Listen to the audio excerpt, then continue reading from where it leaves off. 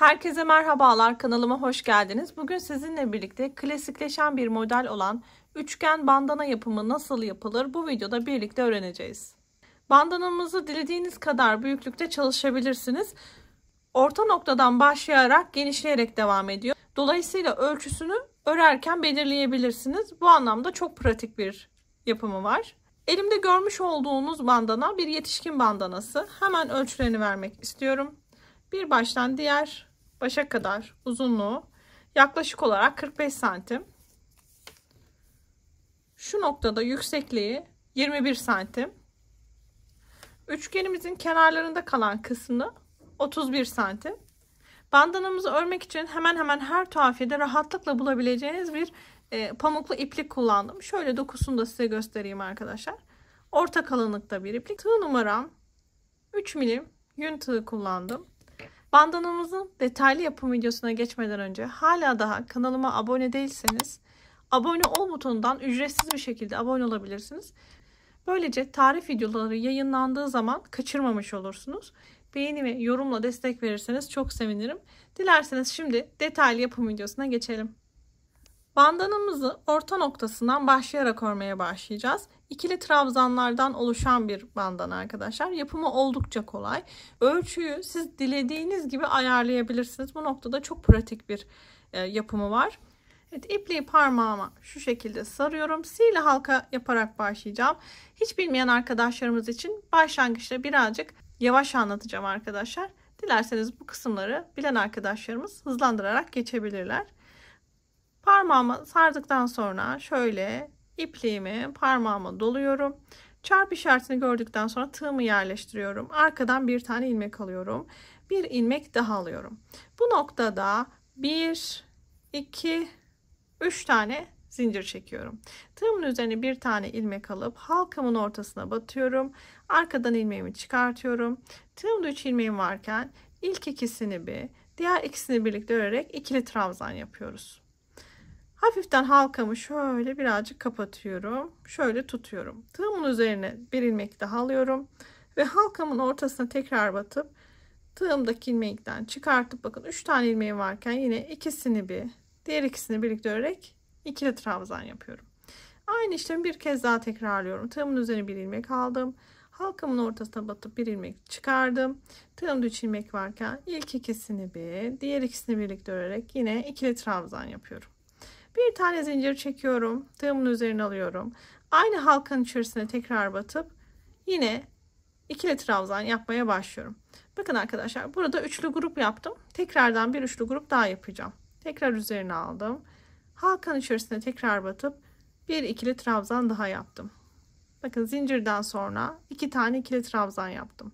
Devam ediyorum. Tığımın üzerine bir ilmek aldım. Aynı halkanın içerisine tekrar batıp bir ikili trabzan daha yaptım. Bakın bir zincirden sonra 3 tane ikili trabzan yaptım. Bu noktada bir zincir çekiyorum.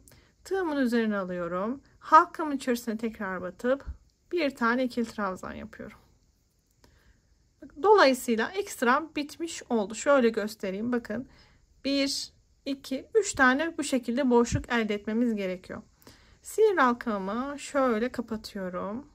İkinci sıraya geçerken 1, 2, 3 zincir çekiyorum. Şöyle örgümü çeviriyorum. Tığımın üzerine bir ilmek alıyorum ve ilk gelen boşluğa batıp ikili trabzanlarımı örmeye başlıyorum. 2 defa da çıkıyorum arkadaşlar. Tekrar tığımın üzerine aldım. Aynı boşluğa tekrar batıyorum. Bir ikili trabzan daha 2. Tekrar üzerine aldım. Aynı boşluğa tekrar batıp bir ikili trabzan daha yapıyorum. Bakın 3 tane ikili trabzan yaptım. Bir zincir çekiyorum. Tığımın üzerine aldım. Şimdi bir sonraki boşluğa batacağım. Bakın orta nokta. Hemen bir sonraki boşluğa battım ve ilk ikili trabzanımı buraya örmeye başladım. 1. Devam ediyorum. Tığımın üzerine aldım. Aynı boşluğa yine bir ikili trabzan daha. 2 defa da çıkıyoruz arkadaşlar. Dikkat. Tekrar üzerine aldım ve aynı boşluğa bir ikili trabzan daha. 3'e tamamladım. Orta nokta olduğu için bir zincir çektim. Tekrar üzerine aldım. Aynı noktaya batıyorum. Dikkat arkadaşlar. Orta noktalarda hep 2 tane üçlü grup yapıyorum. Birincisini yaptım. Şimdi ikinci üçlü grubuma başlıyorum. Grup dediğim noktada arkadaşlar, üçlü grup dediğim noktada bakın 1, 2, 3. 3 tane ikili trabzana üçlü grup diye tanımlayacağım. Bir tane ikili trabzan yaptım. Tekrar tığımın üzerine alıyorum ve aynı noktaya tekrar batıp ikinci ikili trabzanımı yapıyorum. 2. Tekrar üzerine aldım. Aynı noktaya tekrar bir ikili trabzan daha. 3. Bakın 3 tane ikili trabzan elde ettim. Bir tane zincir çekiyorum. Tığımın üzerine alıyorum. Ve bir sonraki boşluğu bulup bakın bu noktaya yine üçlü grubumu örmeye başlıyorum. Bir ikili trabzanımı yaptım. Devam. Tığımın üzerine aldım. Aynı boşluğa tekrar batıyorum. Şu ipliği de aradan yürütelim arkadaşlar. İkinci ikili trabzanım. Üzerine aldım. Aynı boşluğa bir ikili trabzan daha. 3. Üçlü grubumu tamamladım. Bitişte dikkat arkadaşlar. Bütün sıralarda, bitişlerde bir zincir çekiyorum. Tığımın üzerine alıyorum. Aynı boşluğa bir ikili trabzan yapıp sıramı tamamlıyorum. Bütün bitişlerde bunu yapacağız. Sıra sonlarında arkadaşlar bir zincir ve bir tane ikili trabzan yapıp bitiriyoruz. Şimdi başlangıçları nasıl yapıyoruz? 1, 2, 3 zincirle başlıyoruz. Örgümü çeviriyorum. Tığımın üzerine alıp bakın ilk gelen boşluğa üçlü grubumu yaparak başlıyorum. 1, 2 ve 3. 3 tane ikili trabzan. Aralarda hep bir zincir arkadaşlar. Gerek ortada olsun gerek yanda olsun 3 tane ikili trabzan yaptıktan sonra hep bir tane zincir çekiyorum.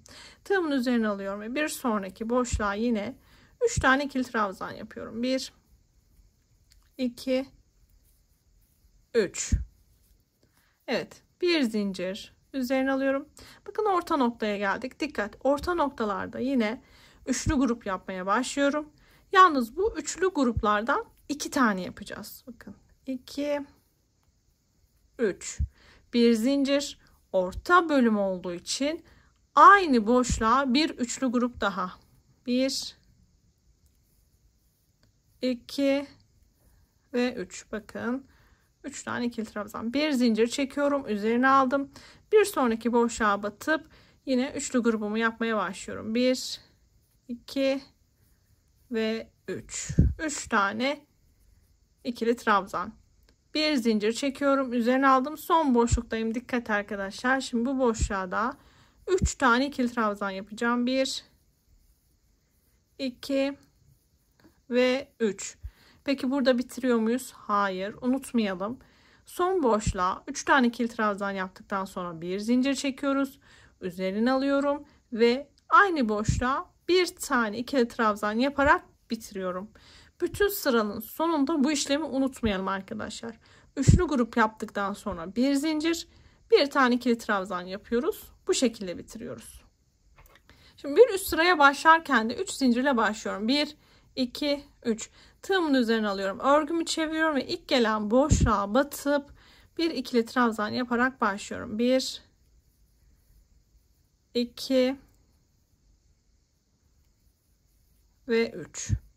3 ikili trabzan yaptıktan sonra bak unutmuyoruz. Aralarda bir zincir. Üzerine alıp yine bir sonraki üçlü grubumu yapıyorum. Bu şekilde devam ediyoruz.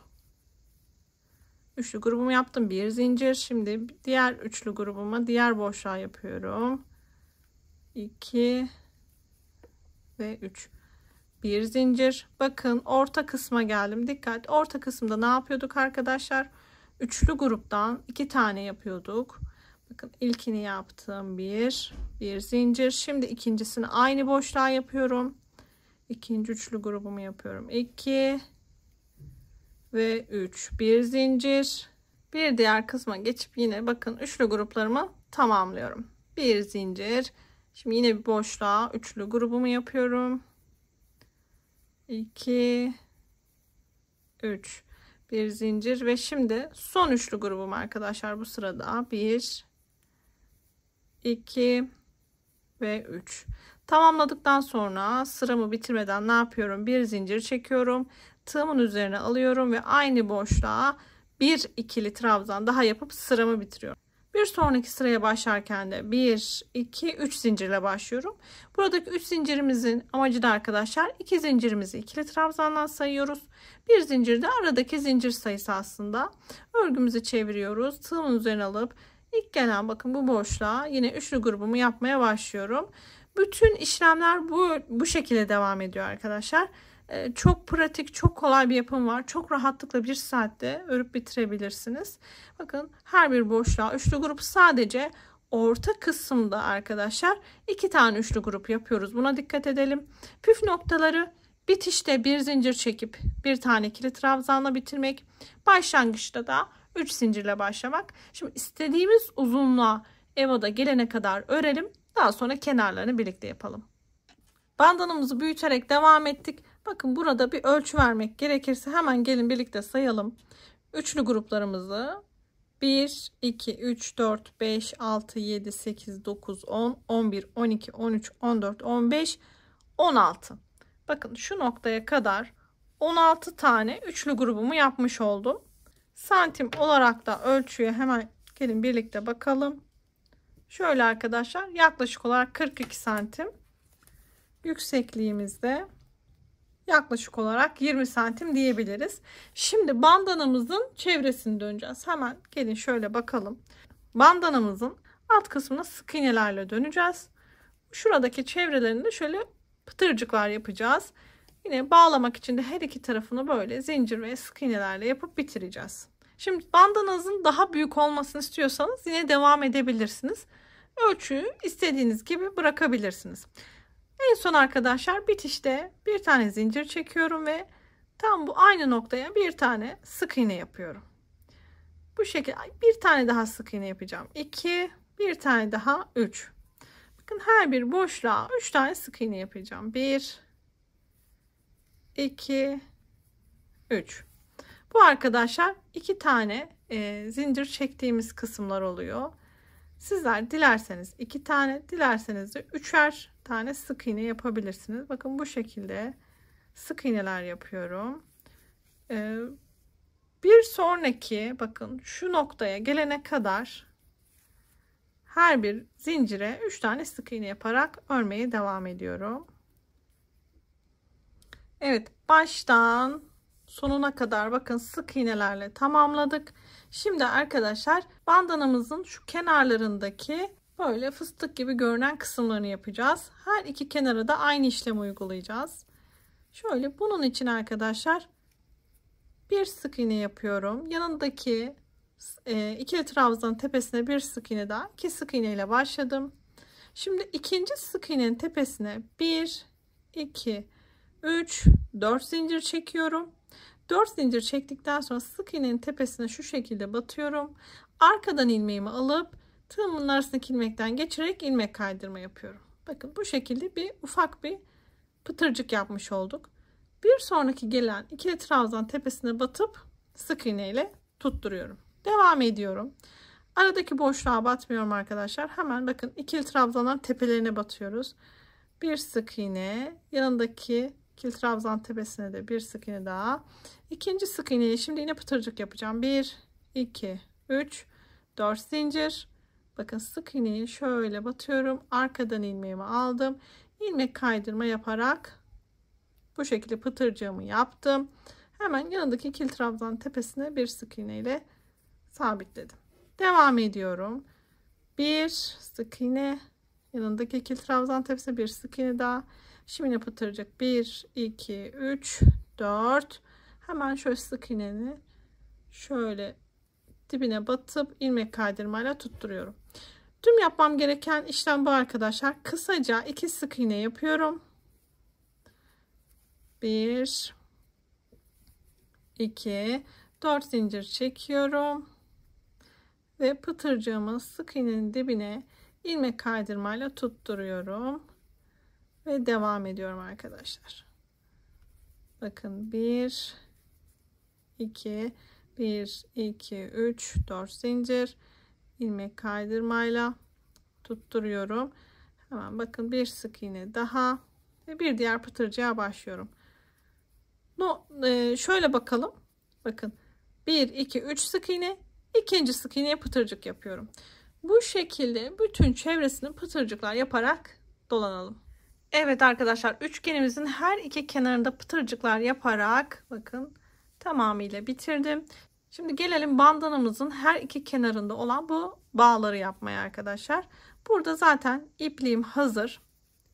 Bakın. En son şöyle ilmek kaydırma yaparak bitiriyorum. 30 tane zincir çekiyorum. Evet, 30 zincirimi çektim. Dilerseniz bu şekilde zincir halinde bırakabilirsiniz. Bakın şöyle bir miktar ipliği tutup burada ipliğinizi kesebilirsiniz. Bağcık kısmı dilerseniz bu şekilde zincir olarak, dilerseniz de bu zincirin üzerine sık iğne olarak gidebilirsiniz. Ben bu bandanamda zincir olarak bırakacağım. Bakın diğer bir bandanamda da sık iğne olarak yapmıştım. Bu isteğinize kalmış bir şey. Şimdi diğer ucunu da birlikte yapalım. Şimdi burada ipimizi kopardığımız için burada hemen bir tane kilit işlemi yapıyorum. Kilit işlemi yaptıktan sonra hemen bakın bağcığın geleceği yerden başlangıç noktasına ilmek kaydırma yaparak ipliğimi buraya tutturuyorum. İpliğimi buraya sabitledikten sonra yine 30 tane zincir çekerek buradaki bağcık kısmını da örüyorum. Yine şöyle hafiften bir iplik bırakıp ipliğimi kesiyorum. Ve böylelikle bandanamızın bağcık kısmını da örmüş olduk. Evet, bandanamızı tamamıyla bitirdik arkadaşlar. Bu şekilde renk renk bandanalar yapabilirsiniz. Son zamanlarda oldukça trend bu bandanalardan, böyle renk renk yapıp hem kendiniz için hem de sevdiklerinize hediye edebilirsiniz. Evet, böylece bir tarif videosunun daha sonuna gelmiş olduk. Bu videoya beğeni ve yorumlarınıza destek verirseniz çok sevinirim. Evet, tarif videolarımı kaçırmamak için de abone ol butonundan ücretsiz bir şekilde kanalıma abone olabilirsiniz. Böylece gelen tarif videolarını ilk siz seyredersiniz ve videoları kaçırmamış olursunuz. Bir başka projede görüşmek üzere. Herkese keyifli çalışmalar diliyorum. Hoşça kalın.